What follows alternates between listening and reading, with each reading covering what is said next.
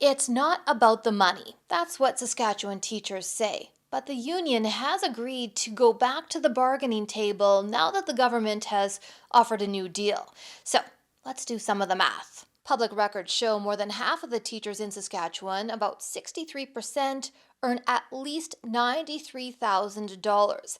That's with 10 or more years' experience and, in some cases, a master's degree.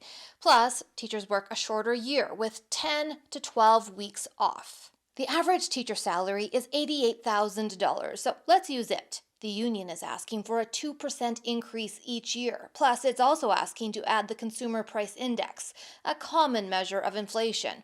It can vary widely, but let's say we add 3% each year, which is what the government MLAs gave themselves.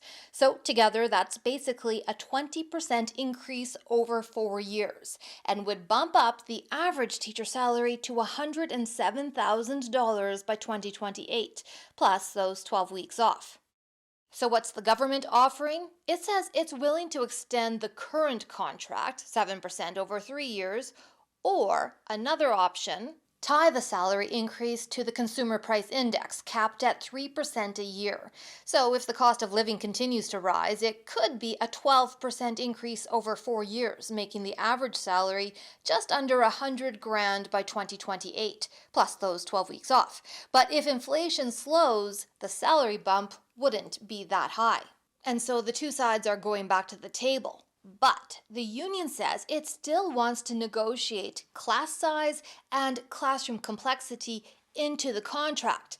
And the government says, no way. We are not going to be including classroom complexity as part of a provincially bargained agreement, but as I've said, we've made several additional investments over the last several weeks. We're going to continue looking at how we make more investment to support school divisions and how we manage complexity issues in the classroom. We have been very clear that we expect class complexity to be addressed, and any agreement that does not include class complexity is not sufficient from our perspective and from the perspective we've heard from teachers across the province. But the two sides have agreed to 2 days of talks. Bonnie Allen, CBC News.